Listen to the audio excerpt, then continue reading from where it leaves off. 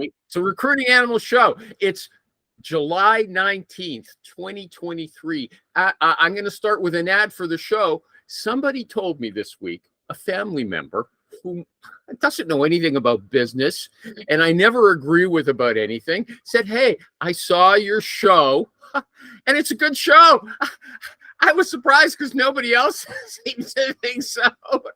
That's an ad for the show, everybody. If you want to come on, it's on 12 o'clock p.m. Eastern every Wednesday.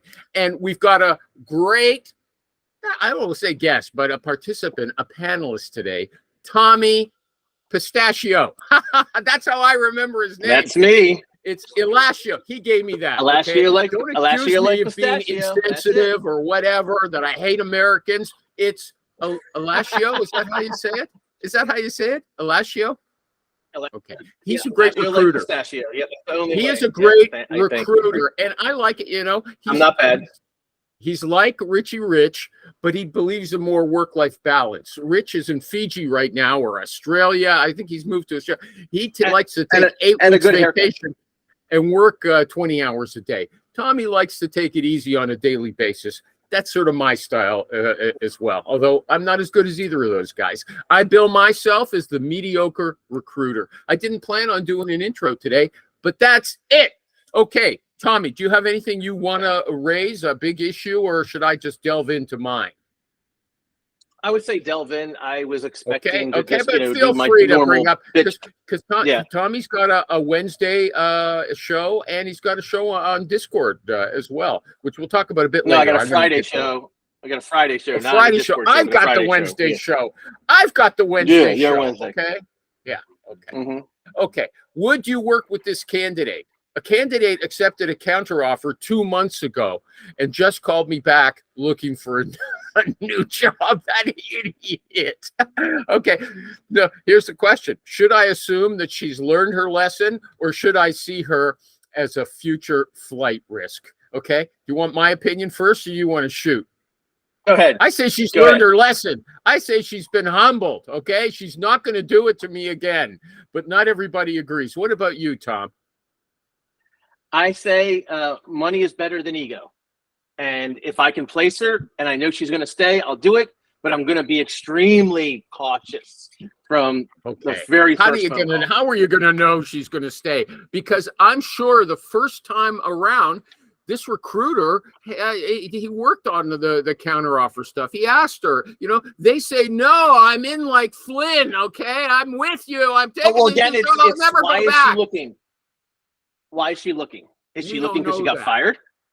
Exactly. So that's why I said the assumption is no, she hasn't been fired. Let's say no, okay? She hasn't been. But what happened was the reason she wanted to leave have come back to haunt her, okay? That's obviously to me what happened. You told her, the recruiter told her, hey, look, you told me you want to leave because of this, because of that, and nothing's changing. And now they seduced you into staying there, and you found out it was just a gambit, a play to make you stay, right? And now nothing has changed. And now you're calling me back and crying. What's going to happen next time, baby? Can I get accused of sexism for using that term? Probably. But in that situation, I'm actually happy because now they know. Your boss is a fucking liar and an asshole, and I proved it to you. So no matter what happens, when I get you that next offer, you're not going to believe anything your old boss says because he already screwed you once, right? So that's okay. Like that situation, or that they got fired, I'm all in, right? But if he just says to me, well, they gave me the raise and everything's still going well, but you know what? I really do not want to stay here. I'm going to be very cautious because. But again, it's one of those situations that if they took a counteroffer, like there's no way the boss is going to come back with a second counteroffer, right? Like that's even crazier. The boss is probably going to be pissed and fire him on the spot. If the boss said he was going to give him a counteroffer and didn't give him, then the candidate knows the boss is a liar and isn't going to accept anything the boss says after that. And if the candidate got fired, then he needs a job. So if the candidate comes back to me begging, 99% of the time I'm going, money's better than ego. I'm going to help that candidate because chances are now I don't have to worry about counteroffer because when you say money is better than ego, fired. Let me interrupt you. You said money is better than ego. It means like this stupid candidate, screwed me, and I want to punish her. Okay, and you say you have I'd rather go kick the cat. I'll kick the cat and take the $20,000 fee.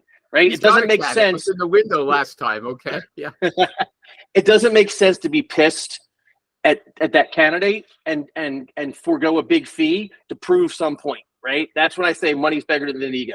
You hurt me. You hurt me. I don't call that ego. Okay, I will call that pain. Just he didn't hurt you. He didn't hurt you. He didn't do anything to you. You're not loud enough. You're not loud enough. To you. He did it for himself. He didn't do anything to you. He did it in his best interest, in his mind. There was no malice to Mike. There was no like, hey, I'm going to be shitty to Mike and take this counteroffer to piss Mike off. No, it's animal. Right? So that's what I mean. I don't have to change there. It's recruiting animal on this show. Okay, I tell you. Look, I'm going to do this to make Animal. I'm going to make Animal mad at me and take a counteroffer. That's not what he did. He said, I'm sad that the Animal's not getting a fee, but this is about me and my family and everything, and I have to take this offer because it's what's best for me. That's what's going through his mind. He's not affecting us. We have to take that out of it. This has nothing to do with us. It has to do with what he thought was best for his family. He was wrong, so that's why I say money's better than ego. He didn't do anything to me. He was just wrong, and now I've proved him wrong, and I can go, nanny, nanny, nanny, I told you, or I can go collect a fee. Okay. And money is better than ego.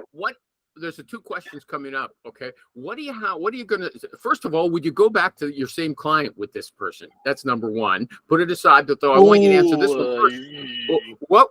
What would you say? What would you say to the client? Would you say, look, I'll work with you, but this cannot happen again. Okay. You have to trust me on this. I'll work with you, but no more counteroffers. Can you swear that's not going to happen again? Is that would you say that to that person? Yeah, but again, he didn't get the counteroffer, right? Like he got screwed by his boss. So that really doesn't have to be. You can bring that up and basically would be like, hey, what's going on? Well, I didn't get the counteroffer, dude. I told you, right? I told you. And yes, I'm more than happy to help you. He got the counteroffer, but you're still unhappy. Why are you still unhappy? I'm going to delve into that. If he got the counteroffer and is still unhappy, I'm going to delve into that and then ask him, like, okay, so what? Now you're telling me you get this raise, right? My client offered you 150. Your company offered you 155 to stay. Now, do you want 160 to move? Or are you okay with the 150? Like, there are a lot of questions you got to ask to see what he's thinking. And your next question, it depends on how good he was, how he handled the counteroffer, and what the client felt about him. Because I have had this happen. I had a candidate turn a job down, accepted a counteroffer. The company screwed him on the counteroffer. He called me back. I called the client back and said, hey, guess what? They didn't give him that counteroffer. And they go, tell him we'll still hire him. So I've had that happen. It was a sales guy. Okay, so you will go back to the New England. Client. And he's still there. He's still at my client. He's still at my client to this day. The client also recognizes this talent. Maybe it's a field too where it's hard to find good people. Is willing to bet on this candidate. Say she learned her lesson or he learned his lesson. I can hire this person. He didn't ghost us. He wasn't a dick. He didn't screw us over. He just point blank said, I am sorry. They made it too sweet for me to stay. They made some promises that I've been looking for. This is a better opportunity for me and my family. And we understood that. Like, okay, like it happens. But when they didn't do all that stuff and he called us back, we were like, yeah, okay, we understand. Like we tried to tell you that. You didn't listen. And what was the delay? Didn't give you that. What was the delay? How long did it take for the candidate to call back? About 4 weeks, 4 to 5 weeks. They never gave him his. And it was the same job. It was the exact same job. Same. Right? It was an outside sales position covering New England. Yep. Okay. You raised another issue that I didn't think about, but it makes perfect sense. You're saying the candidate's employer is not going to make a second counteroffer. I don't know if you're right, but when you said it, man, it said, hey, he's right. I didn't even think of that. I mean, come on. They already had to pull into their pockets to get him to stay. And now a month later, he calls me and says, hey, man, it's not working out. They did give me that money, but it's still, it was never a money. This was never a money thing. That's a lot. What I would assume would happen in this was never a money thing, right? This was a how I'm treated or location or travel or whatever it is. And I screwed up. Can you please call XYZ and get me that offer? And that means he's not, I mean, I really like, this happens so rarely, Animal, that maybe I it can't happens imagine. too rare on the Facebook groups. You must see it again. No. What rarely happens is them coming back. I'm not talking about counteroffers. I just had a counteroffer happen 3 weeks ago with a company in South Carolina. The guy screwed me. That happens. Yeah, right. But a guy coming back or a girl coming back after a counteroffer is very rare. Yeah. So okay, that's why, you know, what would you do? That's why the money's better than ego, because chances are 99% of the time, that's good. If your client's still willing to hire them, there's no counteroffer to worry about now, right? Or the candidate's sincere, he's calling you with his tail between his legs, saying, "I screwed up, please help me." Right? Like you're in a position of power now. Right? You can make the candidate do jumping jacks on Teams call or a Google Meet call before you send him out if you want. I mean, you're in that much power now because he screwed up, he took a counteroffer, and he hates it. Okay. So I'm always for business. You just mentioned Teams. Do you use Teams for business? Is that what you use for online interviews? I use Teams. Yeah, what, because my biggest Google client. Meet? I use Google Meet for my roundtables. Yeah, I know you told me about that. Yeah. But I use Teams 99% of the time with candidates and with clients because I have Microsoft 365. Oh, because they use it. Okay, yeah. Okay, because I have 365. Oh right, yeah. You switched over to Microsoft. I have Outlook. Okay. Teams, all that stuff. And right now, I'm chatting as we're talking. I'm chatting to two of my recruiters in a Teams environment. The Teams app. So, you know, I got Melanie asking me stuff about an offer. I got Mike asking me stuff about a search we're working on, and they're all separated. I can see everything. I can go right to everything's right there, right? So I can go, if you're in Google Meet, right, you can't go to all the stuff. But within Teams, I can go to the files, I can go to the calendar, and stay within the call we're having, right, or with the chat we're having. So that I've never checked it out. Maybe I should. Yeah, I wouldn't use it for this. But it's great for business. Okay, just so you know, you've gone out of focus and you're jittery, just like last week. I'm always jittery. So no, you're the only one that happens. So nobody else freezes. You're freezing. Okay, doesn't happen to anybody else. This guy, I'm closing everything. You ought to see what his. He's got like 100 screens there, giant screens. It's like he's in mission control. Yeah, okay, I mean, I'm closing everything. Just so you're up. That's it. I got a brand new Mac Studio. I got 1 gigabyte FiOS fiber connection. I got nothing running, but okay, I'm literally closing every window. Next question. Next question. Issue number 2. You know who that is. He's dead now. The McLaughlin Group. John McLaughlin. Issue number 2. Okay. You must lay out the hiring process for the candidate, but my question is, you don't know what it's going to be. Like this guy said, top talent will not go through an unstructured hiring process. Make sure you define the process before the recruiting starts. A poor candidate experience is a big red flag. Okay. Have you? Go ahead.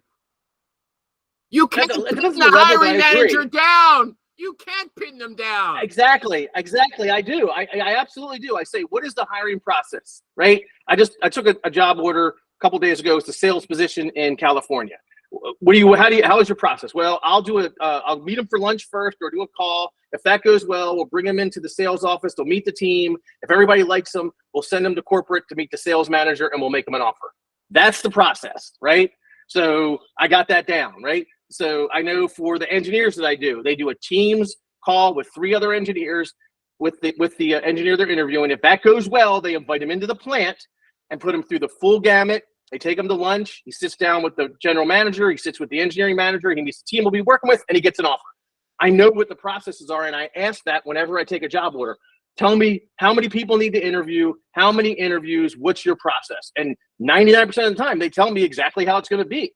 And I let the candidate know, hey, this is a call now with Lewis. If that goes well, they're going to invite you in the sales office. You're rambling. You're rambling. I was thinking about other stuff, and I let you talk too much. I'm sorry, everybody. That's what it's against my religion to allow that. Okay, but here's the question: how often does a company give you a set hiring process and stick to it? I say you can't count on that. Okay, you're just lucky if they actually gave you an initial tentative process. These guys are so stupid, as the other discussion topics today will show. Hiring managers are the stupidest people in the world. They cannot give you a reasonable hiring process, and that's why they lose. And any of my hiring managers watching this, I love you, and Animal is wrong. All my hiring managers, if you're watching this, Animal's wrong. And yeah, he'll keep telling us stories though where it undercuts his swear of allegiance or oath of allegiance, whatever you want to call it, declaration of love. Okay, the facts will betray it. If you have a client that is not sticking to a hiring process and they're going all over the place, it's a bad client. Like, yeah, okay. I mean, like, what? So what of a sudden now? Oh, okay, and you decided to add 7 interviews. Okay, yeah, okay, well they do. Okay, and in fact, I keep referring to it's getting to be years ago for an interview with Daniel Chait from Greenhouse. Very smart, articulate guy. I did a great interview with Greenhouse, him. The software. Yeah, he loved it. He never came back, I think, as his company for his communications director. That's my hunch. She forbid him from coming back. That's my guess. But it was a great interview. I've still got it online. And he told me, he said, most corporate hiring process are a shambles, okay? He said, they'll haul someone in who's unprepared and say, have a chat with this guy. And it's all over the place. And other people have said, yes, I've worked in companies where it works that way. So if you're telling me that, yeah, you can get a firm hiring process from most of your clients and they're going to stick to it, yeah, maybe. Okay, I'm moving on. That makes a good client. He's got a dog there. Okay, no, but the question is, after that tangent that I went on, okay, the question is, Richie Rich says, walk away from bad clients, okay? And would you actually walk away from someone who they gave you a hiring process, or they refused to give you a hiring process, or they gave you one and then they didn't stick to it? Would you say, look, I can't work like this? I'm not doing a search. Yeah, I'm not. Go jump in the lake. I work engagement fee. I work engagement fee. So I work engagement fee. I don't work contingency. You work small engagement fees. You work very small engagement fees. So by that time, 3 to 5. Yeah. Yeah. So yeah, okay. Yeah. Okay, hold on. This doesn't work, Mr. session. Employer. Okay. In the intake session, if they won't give you a firm hiring process, you'll say, "Look, I can't work with you." Is that what you do? Yeah. That's just because it's stupid. If you can't tell me how you hire people, what your process is, then you're not serious. Oh well, we might have a couple guys look at them. We may have them do. No, there's a process. There's a process to everything. There's a process to this show. There's a process to everything. And if you don't have a hiring process, you have a serious problem. Yes, I'm not working with you. I'll send you I don't believe him. I don't believe him. Yeah. Okay. I don't believe him. Here's what I read. Okay. Here's the Rich Rosen rule. It's not quoting him, though. It's quoting an article that I read. Knowing when to quit is a survival skill that separates elite players from the rest of the pack. Lots of people praise perseverance, but is grit a virtue when we stay in a bad situation? Her obvious conclusion was no. And you're agreeing with that, right? Walk away. Well, here's the thing. Again, money better than ego. If I have a schmo candidate, or if I have a candidate that I pull out of my ass on another search, I'll send it to them, but I'm not working the search for them. If they want to hire somebody and put them through a gamut and then call me and say, hey, guess what? We hired Animal. Great. Send me a check. But I'm not doing that search. And I will tell them that. You don't have a process. I can't help you. Okay. You want to put a process together and tell me X, Y, and Z, I'll work with you. That's it. That's an intake. That's what we do. That's part of your job. Let me tell you another story, okay? Here's what a guy says. I call this one the tortoise and the hare. I hope, there's a problem with people. We refer to music and movies that were popular when we grew up. You talk to younger people, they don't know what you're talking about. But every kid has heard the story of the tortoise and the hare. Am I right about that, Tommy? Yes, okay? So yes. Here's what a guy said. I interviewed with an accounting firm, a CPA firm. I had 2 interviews and psychological testing. Okay, while I was waiting for the decision, I interviewed with another accounting firm in the morning, and I had an offer by the end of the day. I phoned the first one to see if they decided. When they said no, I said, look, I'm going to make things easy for you. Take my name out of consideration. He says it was a no-brainer, and I've never regretted it, okay? So the thing is, what do you think? Now, what do you think the moral of the tortoise and the hare is? The slow, progressive person is always going to succeed, okay? But not with a hiring process. It is no. It is more successful if you do things slow and steady than quickly and carelessly. It's not just slow and steady. It's slow and steady versus quickly and carelessly. You have to add that to it. It has nothing to do with just now we know how steady. Tom's mom talked to him when he was a little boy. She's sitting on his bedside. I'm going to tell you a story, and I'm going to teach you a lesson for life, kiddo. Well, I mean, people forget that, right? There's stories, all types of fables, and they think they see one part of it that they agree with. Slow and steady wins the race. Yeah, slow and steady wins the race if your opponent is careless and stupid. And no matter how good they are, right? I don't care how good they are. If they're if they're stupid and careless, yeah, slow and steady wins the race. But it's not just slow and steady wins the race. If the person is good and not careless and quick, they're going to win the race. So, okay, but my point was, you could see from this story that lots of reputable companies don't have. They lost this good candidate. I'm going to say they lost a good candidate because they didn't have a structured hiring process. I've heard so many horror stories from big giant corporations that, like, the recruiters are saying they don't even look at their internal database and they don't do. Yeah. I mean, some companies who are giant and awesome are still crap on their hiring processes. Yeah, I mean, there's an anecdotal experience for everything, right? Like I've made placements where there wasn't a hiring process, and I did a search where there wasn't a hiring process probably one time. So I'm being a hypocrite when I say that I don't do that, right? But my nevers of recruiting is there's an exception to every rule, but in general you need a hiring process, but there's an exception to every rule. Okay. Yeah, but I just know from my experience, they'll tell you one thing, and then all of a sudden they need a panel of 3 people to do the interview, and one person's going to be in another country or another city on the day that your candidate is in their city for the interview, and it's just ridiculous, and it just drags on. Yeah. Okay. And they'll tell you, they'll use their structured hiring process against you. They'll say, no, we can't break the rules. We can't just have 2 people interview your candidate. It has to be 3 because we're so great. We have a structured hiring process. Next issue number 3. Okay.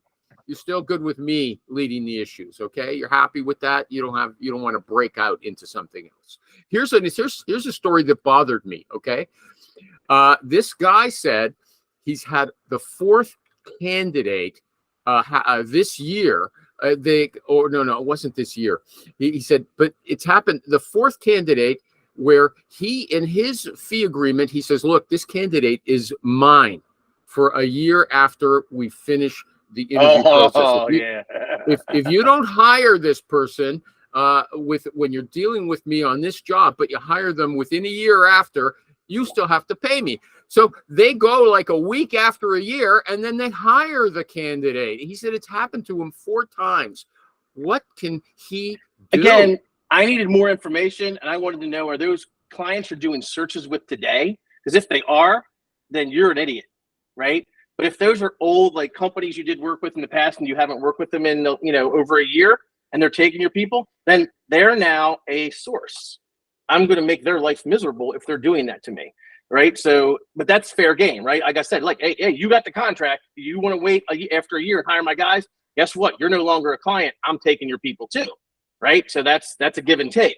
But if he's actually working with a company that's like he's doing searches for an engineer and a sales rep, and hey, by the way, we just hired Animal, and you sent them to us a year and 4 days ago. We don't owe you a fee. Fuck that. There's no way I'm working with that company. In fact, I would stop all searches right then and there and immediately start recruiting from them. Okay. That's not a relationship. Well, that's not a relationship. Yeah, that's incorrigible. Like, you want to get me yelling and profanity? Start talking more about that. He said he's lost $100,000. He said he's lost $100,000 theoretically in those those placements. Okay. And I said, I don't know if you saw, I said, if that's the kind of client you would hope that would call you and say, hey, remember you sent us Animal? We want to interview him again. Can you reach out to him? And since it's been over a year, can you cut us the slack on the fee? Like, that's the kind of relationship you'd want to have at worst. At best, that you're staying in, it's your industry, you're staying in contact with these people. Again, there's a lot to deconstruct from that Facebook post that I don't know. But, if you're working with companies, okay, you're rambling. Let's do an ad for Tommy. Yeah. Let's do an ad for Tommy. Okay, so you've got the Tommy Show. What's it called formally on? If you go to YouTube, Roundtable. But if you go to YouTube and search Palermo Roads, like the city, it's just, and Roads. Palermo Roads is the name of the YouTube page. Yeah, you'll get to his show. And what's that's just a recruiter discussion roundtable without anybody like me, interrupting and yelling at people. Okay, it's otherwise open to anyone. Yep. Yeah. Recruiter roundtable number, whatever it is. That's 12 o'clock Eastern. Headhunters and Recruiters. 12:30 Eastern. 12:30 Eastern on Fridays, except for the second Friday of every month. That is the Alascio users only roundtable. You have to be using the applicant tracking system Alascio to attend that meeting. That's the second Friday of every month. And then we have a Discord, Headhunters and Recruiters Discord, that anyone can join, and we have tons of information. Some people won't know files, everything. Some recruiters don't seem to know what LinkedIn is, so they for sure won't seem to know what Discord is. What is Discord? Discord is just another social media, so to speak, application. Yeah, but isn't it one that doesn't groups? But they don't record the conversations, do they? Does it record the conversation on Discord, or is it? No. It's everything is very decentralized. So you have a group, your room. It's you run the room, and it's all your own stuff.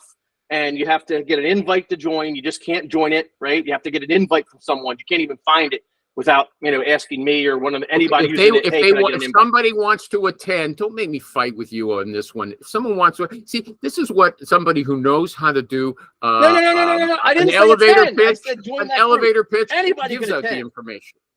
Okay, how if they want to come, how should they get in touch with you? The Facebook page, recruiters who actually make placements, recruiters online. Headhunters and Recruiters Independent. I'm on all those groups. Okay. You can reach out to me. I also put the events up on those groups. Okay. Yeah, and then the events are in there. The events are in those groups. The Facebook events. I have you or on me. You can look me up. Yeah. Okay. Here's what's before I move on, let me ask you, because I think you're discussing all these problems with other recruiters twice a week, right? What's the biggest problem you see for ordinary recruiters crying about? Or do you have anything that comes to mind immediately? It's new recruiters can't get business, and old recruiters like me can't find candidates. Those are the single two biggest issues in our industry right now. Is that let me ask if you're coming out on your own, Is there nothing else? There's nothing else. How do I write emails? What's a good email cadence for a cold email marketing? Do you text? Okay. What software do you use to find phone numbers? What's a good marketing ploy? How do you get your SEO up? What are good job order forms? I mean, there's simple stuff that you have to do. Those are two. Did Claudura get in touch with you? Because I gave them your name. I bought it on your recommendation, and I gave them your name. They said they pinged me on LinkedIn a couple times and then sent me a nice thank you. I mean, I have the unlimited thing. So I guess, I don't know. I mean, I thank you. I appreciate it, Okay. Michael, but what are they going to give me? My money back? $79 to $69? I don't know. They might make you one of their night. consultants or something, or whatever. Okay. I guess they have. Everybody says affiliates. I guess you could be an affiliate. I don't want anybody to think I'm doing this for the money. I do this because I want to help people. You don't need. They wouldn't pay you enough to make it worthwhile. Okay. Here, whatchamacallit, Dean DaCosta, though, made a big announcement that fantastic things are happening with Alascio, the applicant tracking system that you use. Are they in AI? They have an AI now. Again, right? So they're ahead of the game in a lot of stuff. It's still not great. It's good, but it's not great. It writes the entire email cadence for you. Their AI does, based on the job. You go to your job section, you put the job in, and you say, hey, I want to do an outreach, and their AI writes it for you. But you still have to fix it. You still need to make it, better. But it's pretty impressive. If you're into that. I'm not into that, but if you're into that, it's fantastic. Okay. Next, I thought this was a great question. How to market a new agency. He says, as a new recruitment agency with no prior placements, how do you handle the who are you and what have you done question when you talk to new potential clients, And I thought that's a great question. Do you have an answer for that person? I mean, the fake it till you'll make it type of thing, then that's lying. If I'm starting my own firm tomorrow from scratch and I had to get completely out of what I do and jump into healthcare, let's say, for example, I'm not telling everybody I'm wonderful and great. I'm going to market really good candidates to become wonderful and great, right? So, this whole thing about starting an agency and just calling people up and saying, hey, use my services, that I think is a bad way to do things. If you're going to start a brand new agency, you need to be marketing candidates so you can do things and then be able to say, I'm wonderful and great. So, I don't have an answer that I think you're going to agree with because there's an obvious question. There's an obvious question. Okay. Where, if you're not in the field, first of all, if you've had a successful career in structural engineering placements, you can still market yourself on that basement. Look at what I've done. I'm moving into a new niche. So how about you're going to be the first one of the first ones to get my what? Yeah. So what I would say, then fine. What were you successful at prior to starting your firm? So if you were a VP of sales at IBM, okay.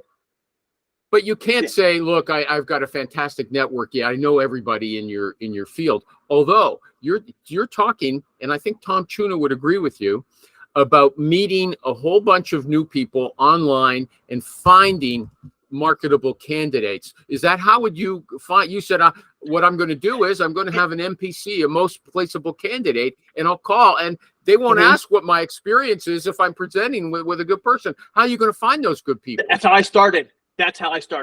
Right? That's how I started.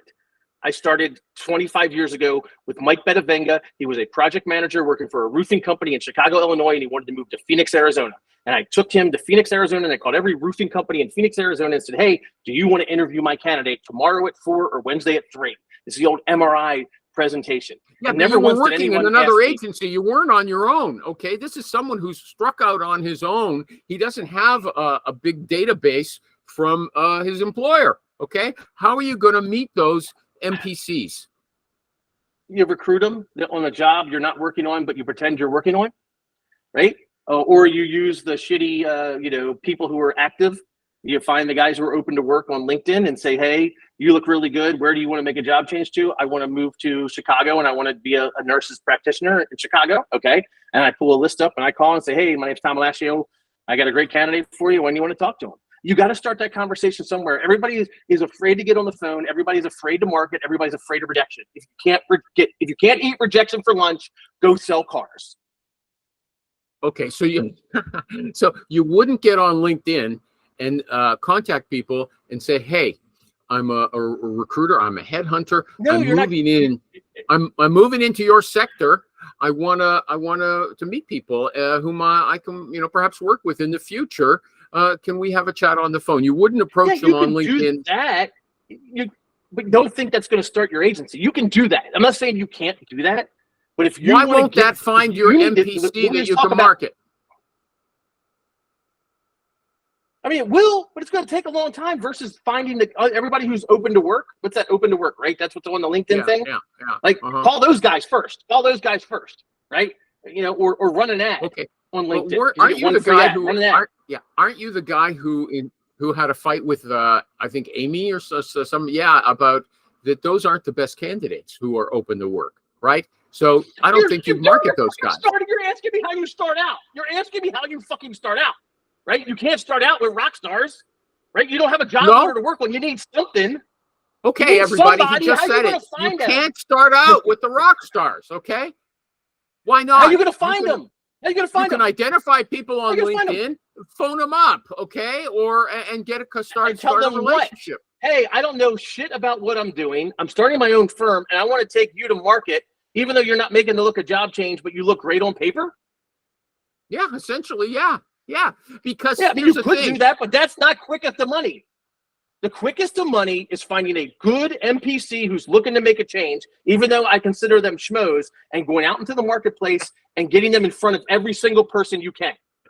Right? You got to get in front of hiring authorities. That's how you get job orders. To get job orders, then you can recruit candidates, and then you'll get NPCs.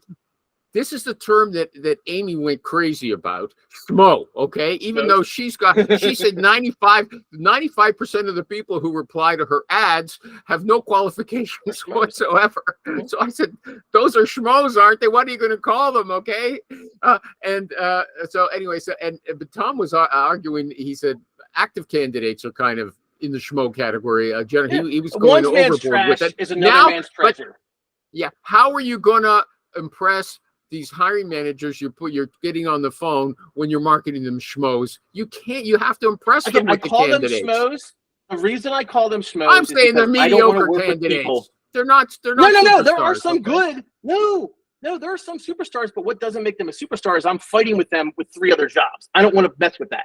If you're interviewing at 3 other places, I don't want to. You know my exceptions, right? Like or my nevers, right? I don't want to mess with that. That's why I call them schmoes. But there are really good candidates that are looking to make job changes. There's no doubt about that, right? So if you can find that really good candidate, and since you don't have any jobs to work on anyway, and you don't have any clients, you could take that really good guy that I might consider a schmo, but is great on paper, and market him to an industry that you want to get into. There's nothing wrong with that because you're just trying to get out there. Okay, I'll make another point. I'll make a point. I'm going to defend you, support you. A famous big biller who used to be an absolute regular on this show, he said he's made millions of dollars placing B and C level candidates because you don't need superstars at every company. That won't fit. If you've got all superstars, it's not going to work. One's man's trash. Okay. Yeah. One's man's trash. One's man's trash. There you go. I turned around. I was arguing with Tom, and now I'm saying, well, you might have a point. Look, there are exceptions to everything, and there are shitty companies who you can take B and C candidates to, but don't kid yourself that C candidate is going to be the guy you're going to place with your great client. That's what people keep forgetting. But he's got this. No, he's a shitty candidate, man. Take him to a shitty company. Your client's not going to hire him. You got to really be cognizant of that and be honest with yourself. Too many recruiters aren't honest with themselves. And they think that, they got 7 recruiters, but I'm better than those 7 recruiters, so I'm going to work on that job. Why? Why would you compete against 7 other recruiters? Yeah, you might be better than all them, but a blind dog finds a fucking bone, right? And they may find that candidate before you do, and you've wasted all that time. We're not honest with ourselves a lot, and we need to be more honest with ourselves and think, what is the quickest to money? How can I make money the fastest? Because this is a now business. We do things now, today. You want to make placements today. How are you going to do that? And it's not by working on the job with 7 other recruiters or with a candidate who's interviewing at 7 other places. That's why. With this kind of pep talk attitude, do you talk to your clients the same way? Do you teach them lessons the same way? Hey, Billy. Hey, Gene. Hey, whatever your name is. Probably not as obnoxious as I am, but yes. You're looking at things the wrong way. Here's what you should be thinking about when you look at this candidate. Do you actually talk to them and advise them? I have told my clients that they are asking. Yeah, I've told my clients, you are asking for caviar on a tuna fish budget, and you need to stop. You're not going to hire anybody from, and I'll say their top competitors, because you're not even close to their level. We can't recruit people from Amazon and bring them to Radio Shack. It doesn't work. We got to find the local Radio Shack competitor in Chicago, mom and pop, and bring you a rock star that works there that'll do well with your company. Amazon candidates are going to laugh at us. And you need to be honest with your client when they say, hey, we only want Amazon, IBM, and Facebook. Well, guess what? None of those people are going to work for you. You don't have benefits, or you only offer medical, or you don't have any paid vacation, whatever it is. Dude, you're being unrealistic. And if you can't tell your clients that, you're doing yourself and your client a disservice. You have to be honest. And your clients, you have to tell them. Clients do they eat that up and say, this is delicious. It's so wonderful. The stuff that, well, I mean, my consultant, some get mad, but some understand. Tommy's just feeding me the knowledge. I love it. I'll work with him forever. Or do they say, this stupid, arrogant recruiter thinks he's teaching me a lesson? Which way does it go? Both. Depends on the client. I've been told to go pound sand and I don't know what I'm talking about. And I've been told, thank you for being honest. Let's regroup and we'll do a better search. And I can name 2 companies right now off the top of my head, one in New Jersey and one who's headquartered in Alabama, that both thanked me for being that honest with them. And I've made lots of placements with them because I brought them down to reality. One who said, Tom, I think you're wrong-headed on this. Okay. I think you don't understand my business. You don't understand who's going to be attracted to this company. This is a long time ago. Okay, it never happened. In other words, it never happened. No, Chicago, Tech Coatings in Chicago. They were a manufacturer of paints and coatings for the construction industry, and they were based in Chicago. They were a small operation, and this guy wanted me to bring him Sherwin-Williams and the top-of-the-line scientists. This was I'm talking about a long time ago when I did this, and I kept telling him, you can't attract these people, and he just would not listen. We never made a placement with him, ended up petering out, but he kept pushing back constantly that no, they should want to come work for him because he was on the cutting edge of this, that, and the other thing. But I'm like, you don't have good benefits. You don't pay well. You're in downtown Chicago. It's too expensive to live. And he wouldn't fucking listen. Right? So it does happen, right? Okay, so there's 2 things here. One is that essentially Tom says he scolds his clients. You heard him, okay? He scolds them, even if he pulls some punches, even if he gives the half the power that he just gave to me, okay, then that's scolding. He scolds the clients, but now he said, yeah, it happened. At first he said, yes, some of them don't like it, so he tell me to pound sand. But to tell us the real story where it happened, he had to reach into the distant past. So he said, if you know your stuff, you can put your client in her place and she's going to love it. She's not going to. I have a good client base. I'm not adding new clients all the time anymore, so I don't have to do that as much anymore. I'm not adding new clients every day like a new recruiter. So you got to remember, I'm working with companies for 20 years. They're still hiring people from me, right? So I don't run into that as much. There's another issue coming back to this guy who's going on his own in a new niche, okay? When his stupid clients tell him that they want people from superstar companies and superstar candidates, he's not, or she's not, they're not going to know that, this is a mismatch. I'm never going to be able to. He can't recognize a bad search. He'll have to learn the hard way unless he's got somebody sitting beside him. Yeah, I mean that's business. What we do. That's how we all started, man. We learned the hard way. Well, no, if you that's why the turnover rate's so high. No, but you were at MRI, and somebody must have been listening to your calls and say, "Hey, Tom, don't just blow that guy off." That's it. No, nobody helped you. Nope. I was a billing. We had a billing manager, so basically he would just at the end of the day, how many calls did you make? How many presentations did you make? How many send-outs did you get? That was my end of the day meeting. He was a superstar from the word go. Yeah, he was. So he was a superstar. No, I mean you were. Okay, just like Richie. Oh yeah, we both. Okay. Yeah. Yes. Yeah, I did 250 my first year in '98. Yeah. Okay, let me see. There's something I had to ask. Are you tired? Because we're almost done. We can quit now if you like. No. Okay. No. You got 9 minutes. Okay. Well, here's a question, sort of related to what we were just talking about. Do you know why people buy from you? This was asked as a general sales question, but this sales coach said 95% of salespeople have never asked their customers that question. And he said, do you realize the value of the information you're leaving on the table? You don't know why people are buying from you. I have I think anybody listening to this show after hearing Tom just scold somebody, they know why people are buying from him because he knows the sector, his niche. Is that why they're buying from you? I think there's three reasons. I'm entrenched in my niche. I'm a likable guy. People like talking with me, and I focus on cultural fits, which is very important to a large portion of my clients, and I understand their culture. That I've asked that question. That was one of the reasons they told me. He says, we really value you because you understand the type of candidate we hire and the cultural fit and personality we are looking for. I was told that by three specific clients I could think of off the top of my head right now that said that to me. We really value your insight because you find us people that we not just are qualified on paper, but we hire based on personality and culture. Okay, so so you actually asked that question. Why are you dealing with me? Is that what question? What do you ask to get that information? Well, I mean, you got to remember, it's why are you still using me, or are you guys happy with my service? Stuff like that. Like when do you bring it up? When do you bring it up?